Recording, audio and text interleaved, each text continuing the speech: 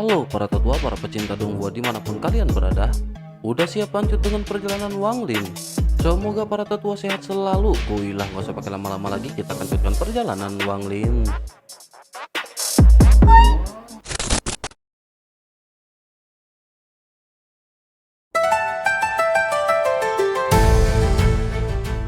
Di episode sebelumnya, Wang Lin telah mengembalikan kekuatannya ke puncak dan saat ini Wang Lin berniat untuk memasuki sekte dalam melalui ujian sekte luar.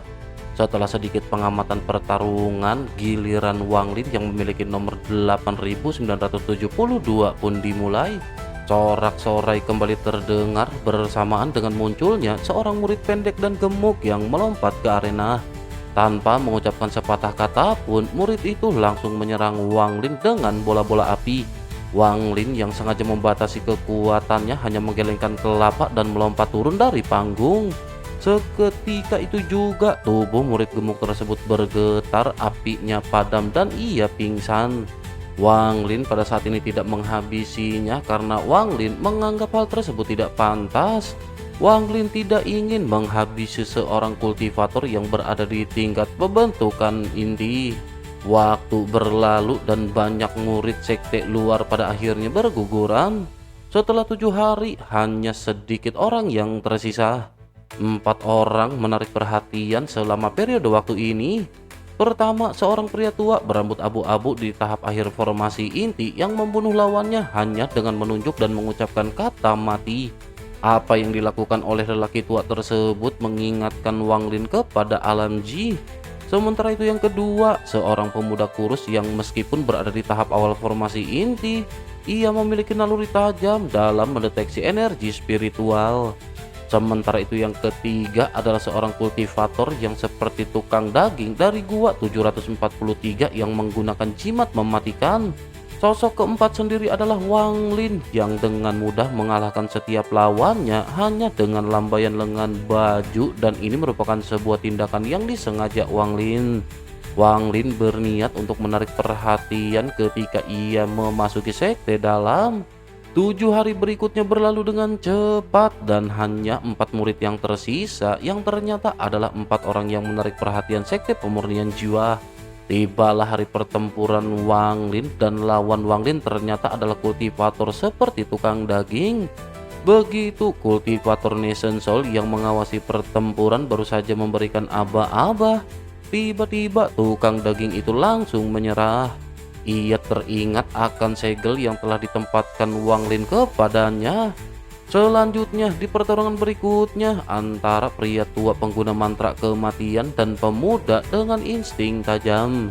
Pemuda itu tidak mampu menahan mantra kematian dan akhirnya diselamatkan oleh energi spiritual dari sekte dalam. Dengan ini hanya Wang Lin dan pria tua yang bernama Sima lah yang tersisa.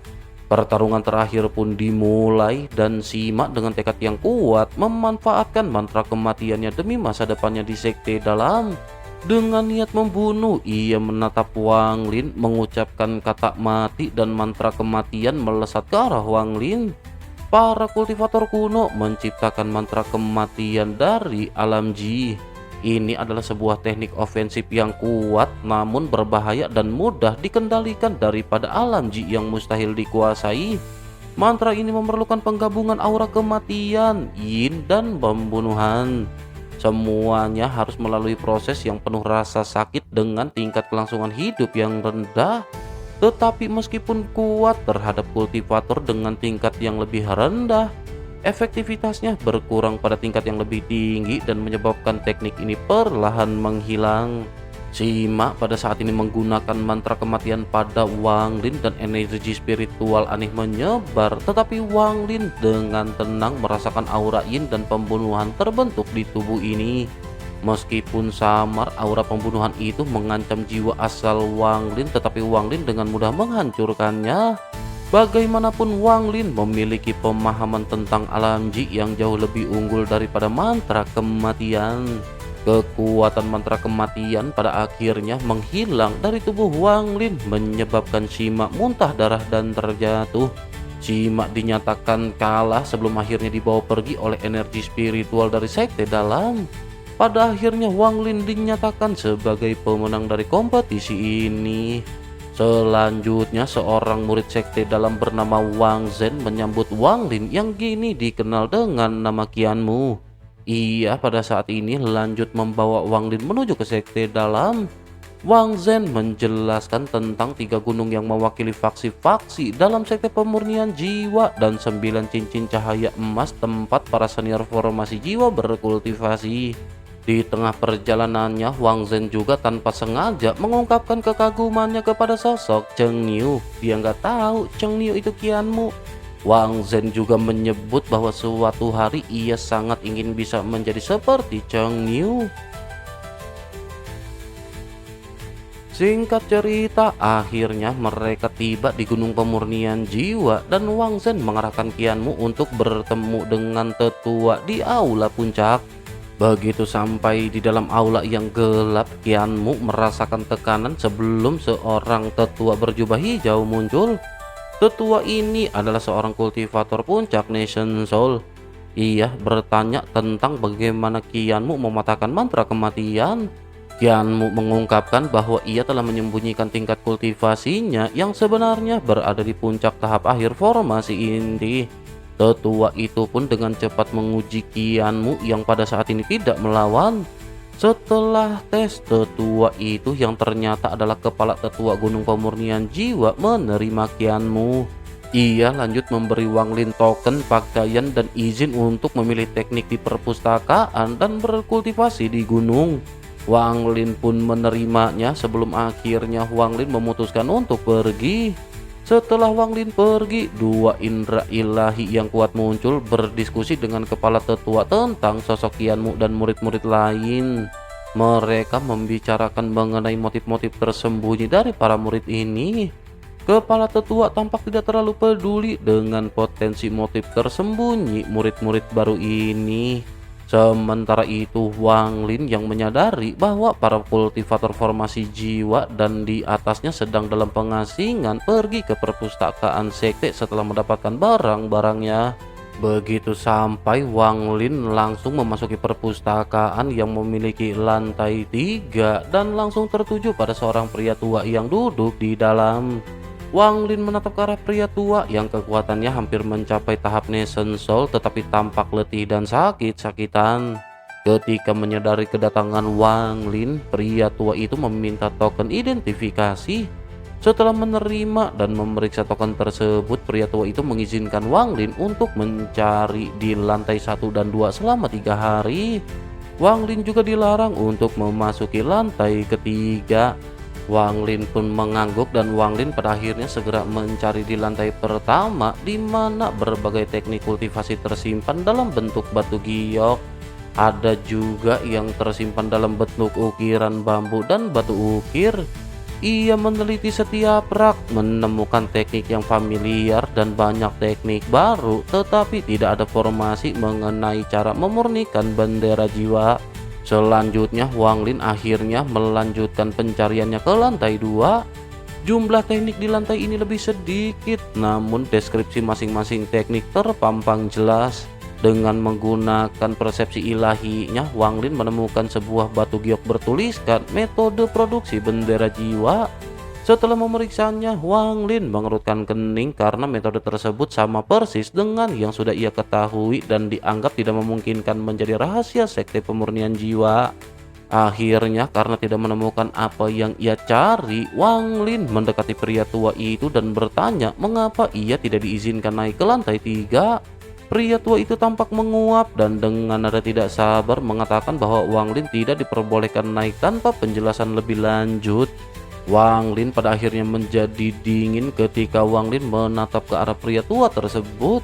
Pria tua itu yang awalnya kesal pada akhirnya menyebutkan bahwa metode pembuatan bendera jiwa yang sebenarnya tidak ada di perpustakaan.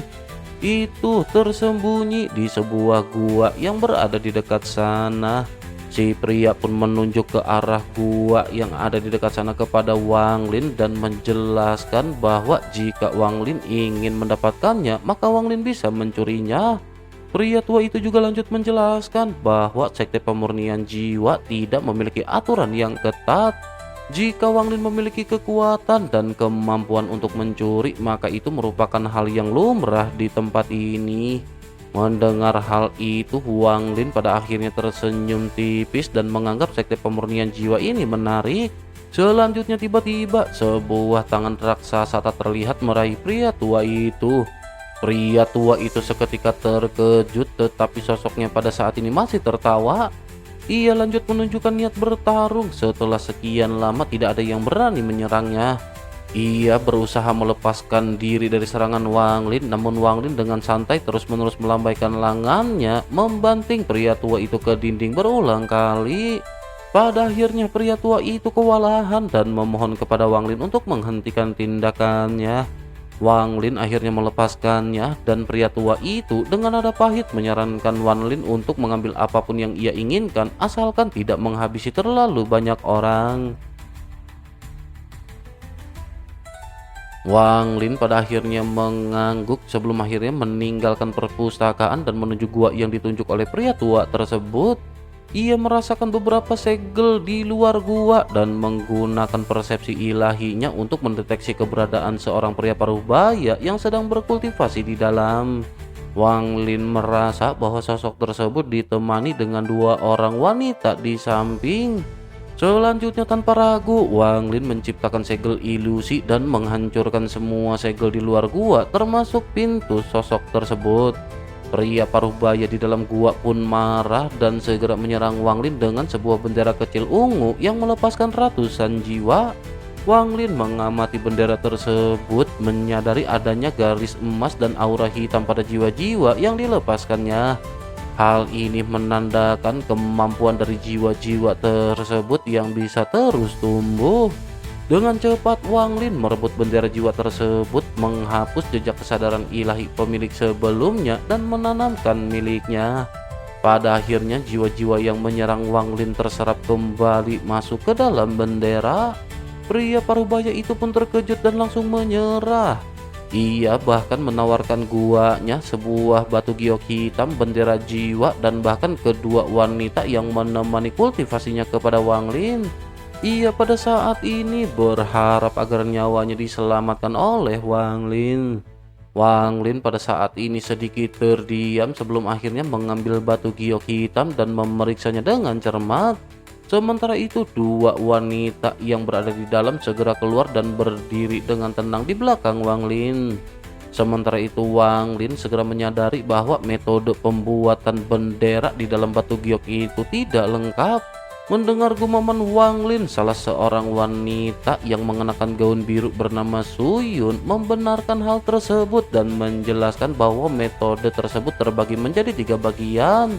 Metode ini juga tersebar di 3 gunung berbeda, yakni pemurnian jiwa, pencabutan jiwa, dan pemeteraian jiwa. Setelah mendengar penjelasan tersebut, Wang Lin merasa tempat ini tidak lagi sesuai dengan keinginannya dan memutuskan untuk pergi. Wang Lin segera menuruni gunung, diikuti dengan kedua wanita sebelumnya yang berniat meminta perlindungan dari Wang Lin. Menyadari hal tersebut, Wang Lin pada saat ini menyuruh mereka untuk berhenti mengikuti Wang Lin. Wang Lin pun bergegas, tetapi meskipun begitu, kedua wanita itu berencana untuk tetap tinggal di dekat Wang Lin. Begitu Wang Lin mendarat di sebuah tebing, Wang Lin pada akhirnya menciptakan lubang di tebing tersebut. Dua wanita yang mengikuti Wang Lin juga pada akhirnya mendirikan gua mereka di dekat gua Wang Lin, berharap mendapatkan perlindungan Wang Lin. Sementara itu Wang Lin membuat gua yang dekat dengan Vena Roh. Setelah membuat gua, Wang Lin menyegelnya dengan segel dan di dalam gua Wang Lin langsung menuju Vena Roh utama di bawah gunung. Saat Wang Lin duduk bermeditasi, ia menggunakan persepsi ilahinya dan terkejut menemukan masa gas hitam di bagian terdalam Vena Roh yang menghalangi semua indera ilahinya. Energi spiritual dari Vena Roh tampak terserap oleh gas hitam tersebut. Wang Lin juga merasakan jeritan jiwa yang sesekali muncul dari dalam gas hitam. Ia kemudian menyadari adanya pembatasan segel di sekitar gas hitam tersebut. Inilah yang mencegah persepsi ilahinya untuk menembus lebih jauh. Setelah mengamati pembatasan tersebut, mata Wang Lin terfokus, menyadari bahwa itu mungkin adalah pembatasan jiwa kuno. Hati Wang Lin pun bergetar menyadari kemungkinan tersebut dan berpikir bahwa pembatasan jiwa kuno ini sangat langka. Pembatasan ini menggunakan jiwa sebagai medianya dan jauh lebih kuat daripada pembatasan biasa. Ia tertarik karena pembatasan semacam itu biasanya menandakan adanya harta karun. Setelah memikirkan hal ini, tubuh Wang Lin tiba-tiba menghilang sebelum akhirnya muncul di dekat pembatasan jiwa kuno. Bersama dengan hal tersebut, kabut hitam langsung bergerak memunculkan dua mata hantu dan ratapan yang mengguncang jiwa asal Wang Lin membuat Wang Lin mundur. Wang Lin seketika kembali diyakinkan dengan adanya harta yang disegel di balik pembatasan jiwa ini. Akhirnya dengan gerakan cepat ia menciptakan ilusi yang berubah menjadi naga dan menyerang kabut hitam. Kedua mata hantu itu marah dan kabut merespon dengan raungan yang lebih dahsyat menyebabkan jiwa asal Wang Lin merasa sakit. Wang Lin akhirnya kembali mundur dengan ekspresi suram. Sementara itu kabut hitam kemudian bergerak lebih intens, menyusut dan mengembun menjadi seekor binatang buas dengan bendera emas kecil di dalamnya yang menjadi sumber kabut. Binatang itu mendarat dan menatap Wang Lin dengan mata iblisnya. Ilusi Wang Lin sebelumnya masih berkedip di tubuh binatang tersebut dan binatang itu segera menghembuskan udara panas. Sosoknya kembali menyerang ke arah Wang Lin. Wang Lin menghilang tanpa ragu. Binatang itu kesal ketika gagal menyerang dan meraung ke arah Vena Roh, namun terhalang oleh kekuatan lembut. Setelah beberapa raungan marah, binatang itu pada akhirnya berubah kembali menjadi kabut hitam dan menghilang ke dalam bendera emas kecil. Bersamaan dengan hal itu, Wang Lin kembali muncul di kejauhan dan sedikit mengerutkan kening. Wang Lin seketika mengenali binatang tersebut yang mirip dengan kilin milik Ling Tianho dan menduga bendera emas itu adalah harta sekte pemurnian jiwa. Wang Lin juga mencurigai bahwa binatang itu adalah penjaga dan salah satu jiwa di dalamnya. Wang Lin lanjut merenungkan metode pembuatan bendera jiwa sekte tersebut dan menyadari kekuatan binatang itu setara dengan kultivator formasi jiwa tahap awal. Selanjutnya Wang Lin menghela nafas dan merasa karena kultivasinya belum pulih, ia memutuskan untuk menunda penangkapannya dan kembali berkultivasi. Bersama dengan hal tersebut, Wang Lin kembali merasakan bahaya yang sama seperti saat bertemu Liu Mei yang membuatnya kembali waspada terhadap Suzaku. Ia merasa aneh karena Liu Mei bisa menemukannya dan tidak mengerti motif dari Suzaku. Begitu memikirkan bahaya ini, Wang Lin pun mempertimbangkan untuk meninggalkan Suzaku dan mencari Tian Yunzi untuk menghindari permasalahan ini. Singkat cerita, beberapa bulan berlalu dengan cepat. Area di luar gua Wang Lin yang dulunya dipenuhi dengan rumput liar kini telah berubah drastis. Dua wanita yang mengikuti Wang Lin yakni Xu Yun dan Liu Wei telah membersihkan area tersebut, menanam bunga dan bahkan membuat kolam dengan ikan emas. Keduanya menciptakan suasana seperti di negeri dongeng. Xu Yun dan Liu Mei tampak sedang duduk di bawah kanopi mengobrol dan sesekali melihat ke pintu gua Wang Lin. Liu Wei mengungkapkan kekhawatirannya bahwa Qianmu yang mereka percantik guanya akan marah dengan hal ini. Menanggapi hal tersebut, Xu Yun segera meyakinkan bahwa seorang kultivator biasanya menyukai lingkungan yang baik. Liu Wei pada akhirnya menghela nafas mendengar apa yang baru saja dijelaskan oleh Xu Yun. Keduanya tampak senang karena reputasi dari Qianmu atau Wang Lin yang telah menyebar berkat mereka. Ketenaran Wang Lin yang kuat membuat hidup mereka pada akhirnya menjadi lebih baik dan memungkinkan mereka mengumpulkan lebih banyak fragmen jiwa. Mereka berharap bisa membuat bendera 100 jiwa dan mencapai tahap akhir formasi inti. Bersamaan dengan hal tersebut, tiba-tiba cahaya merah turun dari puncak gunung dan mendarat di depan gua, menampakkan seorang pria parubaya bernama Guo Dongjian yang ingin berbicara dengan Qianmu. Suyun mengerutkan kening sebelum akhirnya memberitahunya bahwa Qianmu sedang berkultivasi. Guo Dongjian yang merasa curiga segera bertanya apakah mereka berdua adalah selir Qianmu. Liu Wei seketika tersipu sementara Suyun pada saat ini mengangguk mengiyakan. Guo Dongjian tampak tak peduli dan justru malah marah sebelum akhirnya menyerang pintu gua dengan naga energi spiritual. Namun segel pintu gua pada saat ini diaktifkan dan tangan raksasa muncul menghancurkan serangan naga tersebut.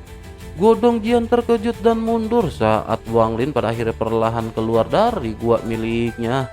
Gas hitam berkumpul di belakang Wang Lin membentuk tengkorak raksasa dan ini adalah sebuah ilusi bendera jiwa 1000 jiwa.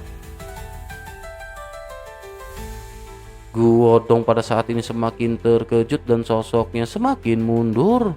Sementara itu Wang Lin dengan tenang menatap ke arah Guo Dongjian dan meminta ia menyerahkan bendera jiwa miliknya. Guo Dongjian menggertakkan giginya sebelum akhirnya mengeluarkan bendera kecil dengan 2 garis emas dan melepas fragmen-fragmen jiwa termasuk 1 fragmen Nation Soul. Ia menyerang ke arah Wang Lin ketika berteriak bahwa ia juga memiliki bendera jiwa 1000 jiwa. Ia akan menyerahkan bendera ini kepada Wang Lin jika Wang Lin bisa menang dalam pertempuran. Wang Lin tetap tenang dan menggunakan pusaran jiwa untuk menyedot semua fragmen jiwa kecuali yang beraura Nation Soul. Fragmen jiwa ini juga mencoba melarikan diri tetapi pada akhirnya berhasil ditangkap oleh Wang Lin. Wang Lin lanjut bertanya kepada Guo Dongjian tentang asal fragmen jiwa Nation Soul yang ia miliki. Guo Dongjian pada saat ini menghela nafas dan mengakui kekalahannya kepada Wang Lin. Ia juga mengucapkan selamat kepada Wang Lin karena ia menjadi orang ketiga di Gunung Pemurnian Jiwa yang menguasai pusaran jiwa. Ia lanjut menjelaskan bahwa ia menukar bendera jiwa 900 jiwa dan panduan produksi bendera jiwa Gunung Ekstraksi Jiwa untuk fragmen Nation Soul yang ditanyakan Wang Lin. Wang Lin pun terdiam dan tampak sedang memikirkan sesuatu sebelum akhirnya berbalik. Singkat cerita, setelah 3 bulan berkultivasi secara tertutup dengan bantuan penak roh, Wang Lin berhasil menembus ke tahap Nation Soul. Langkah selanjutnya adalah mereformasi jiwa asalnya agar tingkat kultivasinya kembali ke tahap formasi jiwa. Selain itu di wajahnya simbol teh hampir menghilang dan segel suntai juga hampir pecah. Namun pencapaian terbesarnya selama ini adalah penemuannya bahwa seluruh sekte pemurnian jiwa diselimuti oleh sesuatu yang tak terlihat. Entitas tak kasat mata ini secara berkala melepaskan fragmen jiwa yang kemudian diperebutkan oleh ratusan energi spiritual. Fragmen-fragmen jiwa ini muncul secara acak di seluruh gunung pemurnian jiwa. Penemuan ini akhirnya mendorong Wang Lin untuk mengeluarkan panduan bendera jiwa. Setelah Wang Lin mempelajarinya, ia memahami beberapa rahasia yang berada di dalamnya. Panduan tersebut menjelaskan 3 metode untuk memperbaiki bendera jiwa. Metode ini terdiri dari pemurnian jiwa, pengekstrakan jiwa, dan penyegelan jiwa. Pemurnian jiwa adalah proses mengumpulkan dan menyegel fragmen jiwa agar tumbuh lebih kuat. Sementara itu pengekstrakan jiwa mengambil jiwa dari makhluk hidup dan menyegelnya dalam bendera jiwa untuk dikendalikan. Selanjutnya ada metode penyegelan jiwa yang masih menjadi misteri bagi Wang Lin. Menurut panduan, bendera jiwa juga diklasifikasikan berdasarkan jumlah jiwa yang dikandungnya mulai dari puluhan hingga puluhan ribu. Bendera jiwa dengan 1000 jiwa atau lebih dapat menggunakan mantra khusus, yakni dengan kekuatannya yang bergantung pada jiwa utama. Jiwa utama ini harus lebih kuat dari gabungan semua jiwa lain dalam bendera tersebut. Wang Lin kembali terlihat pada makhluk yang seperti Qilin yang sebelumnya ia temukan di bawah sekte dan menduga bahwa makhluk itu adalah jiwa utama dari bendera jiwa emas.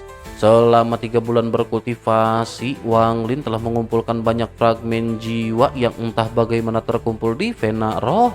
Awalnya fragmen-fragmen ini tidak ada di sana, menunjukkan bahwa seseorang telah mengumpulkannya sebelum Wang Lin. Ia menyadari bahwa semua fragmen jiwa di Vena Roh diserap oleh bendera jiwa di bawah sekte. Terjadi persaingan antara Wang Lin dan bendera tersebut untuk mendapatkan fragmen jiwa yang tersebar. Namun di dalam persaingan ini, bendera itu hanya bisa diam di satu tempat dan tidak selincah Wang Lin. Dalam 3 bulan terakhir, Wang Lin berhasil mengumpulkan 90% dari fragmen jiwa. Di antara fragmen-fragmen ini, Wang Lin menemukan satu fragmen jiwa tahap awal Nation Soul. Ia menggunakannya sebagai jiwa utama benderanya. Fragmen Nation Soul sangat langka dan biasanya diperebutkan oleh murid-murid inti sekte pemurnian jiwa. Selain itu, kata-kata dari Guo Dongjian juga pada saat ini mengkonfirmasi kecurigaan Wang Lin bahwa murid-murid dari gunung pengekstrakan jiwa mengekstraksi jiwa dari tubuh untuk bendera mereka. Wang Lin bertekad untuk mencari cara mendapatkan dan mempelajari metode pembuatan bendera jiwa dari gunung pengekstrakan jiwa. Petunjuk bendera jiwa juga menjelaskan 3 teknik, yakni kondensasi, pusaran jiwa, dan pengorbanan darah. Kondensasi adalah teknik dasar yang memungkinkan seseorang untuk memurnikan fragmen jiwa dan memasukkannya ke dalam bendera. Sementara itu, pusaran jiwa adalah teknik langka yang membutuhkan kultivasi minimal tahap Nation Soul. Teknik ini sangat kuat dalam penyerapan jiwa, baik untuk pertempuran maupun pencurian. Sementara itu, teknik terakhir, yakni pengorbanan darah, dapat meningkatkan kekuatan bendera jiwa secara signifikan, tetapi sangat sulit untuk dikuasai. Wang Lin menggunakan teknik pusaran jiwa untuk mencuri sejumlah besar fragmen jiwa yang telah dikumpulkan Guo Dongjian selama bertahun-tahun. Guo Dongjian merasa sangat kesal dan pergi dengan perasaan tertekan, menyadari bahwa ini adalah aturan sekte pemurnian jiwa. Siapa yang kuat maka ia yang berkuasa. Guo Dongjian benar-benar tidak bisa melawan Wang Lin dan ia pada saat ini hanya bisa pasrah. Sementara itu, Wang Lin pada akhirnya pada saat ini memasukkan fragmen jiwa Nation Soul yang baru ditangkap ke dalam benderanya. Fragmen tersebut langsung bertarung dengan jiwa Nation Soul yang sudah ada di dalamnya. Wang Lin yakin bahwa pemenangnya akan menjadi jiwa utama baru dan yang kalah akan menjadi bawahannya.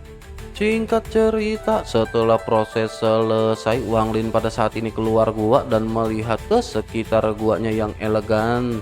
Wang Lin lanjut dengan tenang menyuruh Su Yun dan Liu Wei pergi karena telah mengubah lingkungan guanya. Keduanya memohon untuk tetap tinggal, mengatakan bahwa mereka hanya mencari tempat yang aman untuk berkultivasi dan tidak akan mengganggu Wang Lin. Namun mata Wang Lin menjadi semakin dingin, membuat hati Su Yun bergetar hebat.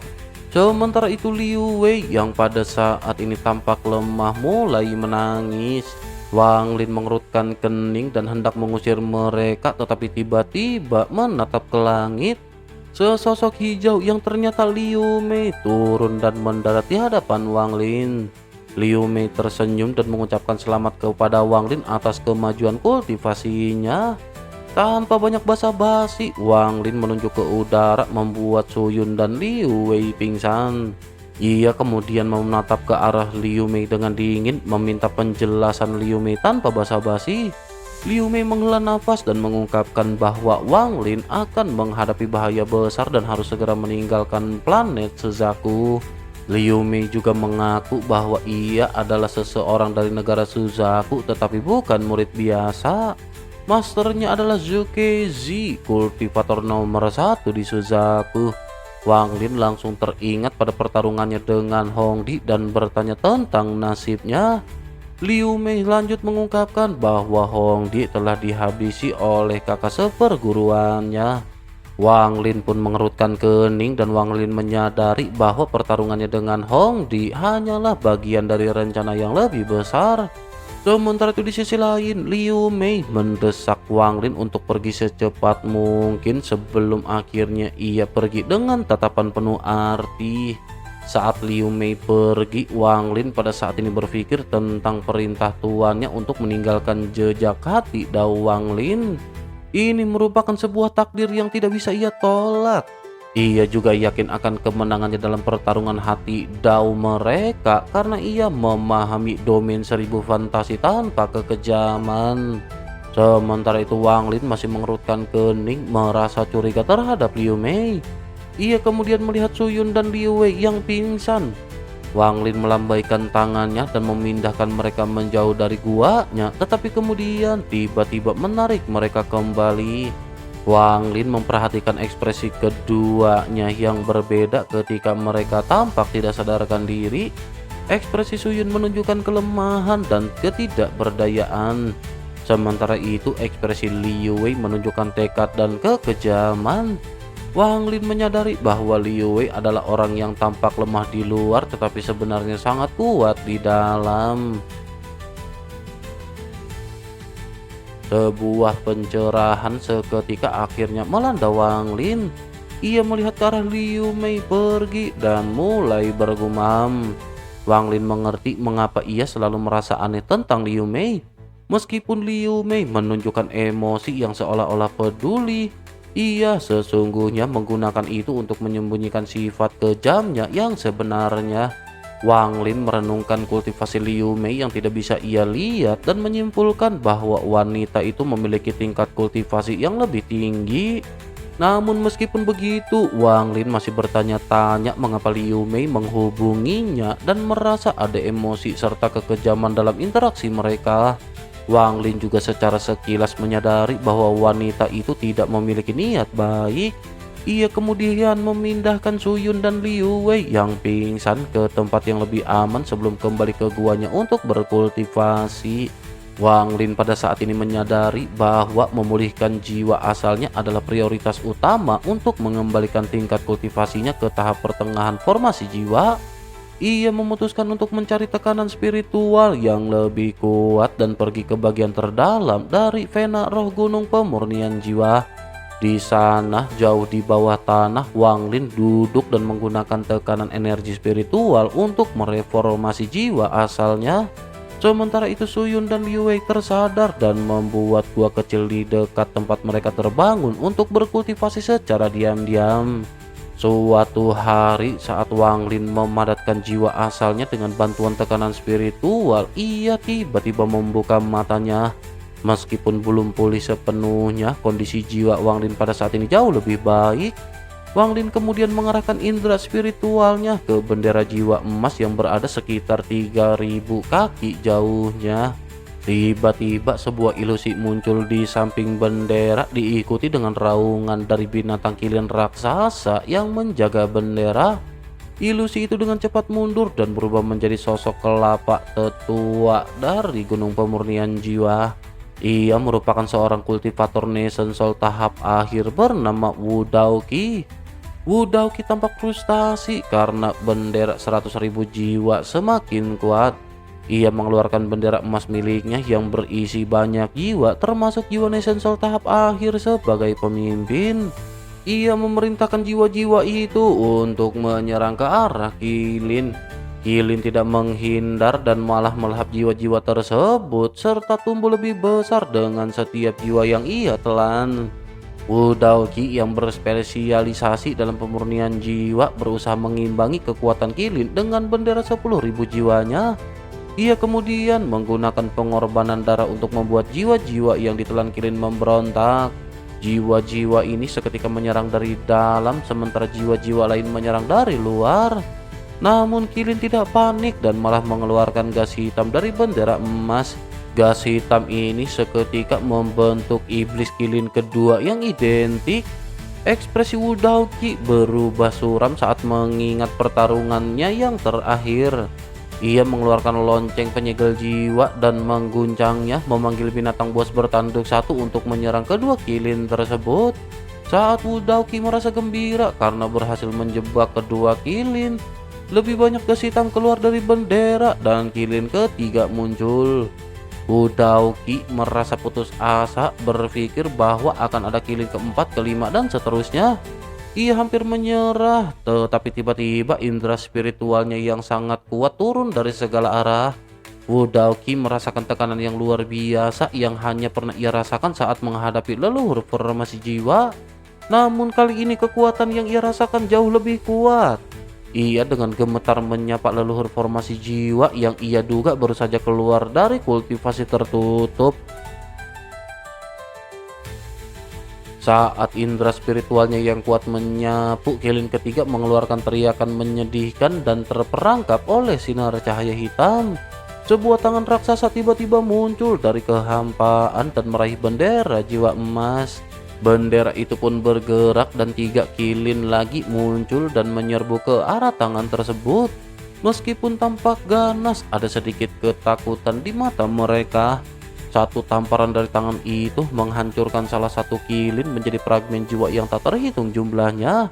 2 kilin yang tersisa melawan, tetapi gelombang dingin lainnya datang dari kecerdasan spiritual diikuti oleh tombak hitam yang menusuk mereka. Raungan yang lebih kuat dari semua kilin keluar dari bendera emas disertai dengan aura emas. Semua kilin lainnya hancur menjadi fragmen jiwa yang bergerak menuju aura emas. Wu Daoqi pada saat ini mengerang kesakitan karena hartanya yang bertarung melawan kilin terkena gelombang kejut. Ia terkejut ketika sebuah sosok tiba-tiba muncul di hadapannya dan membuatnya pingsan dengan satu sentuhan. Sosok itu adalah Wang Lin yang mengambil bendera jiwa Wu Daoqi dan lonceng kayu ungu. Wang Lin menatap bendera jiwa emas, menyadari bahwa itu adalah jiwa utama dari bendera tersebut. Setelah aura emas menyerap semua fragmen jiwa, kilin emas yang tampaknya tak muncul di hadapan Wang Lin. Ia mengeluarkan raungan yang mengguncang seluruh gunung pemurnian jiwa.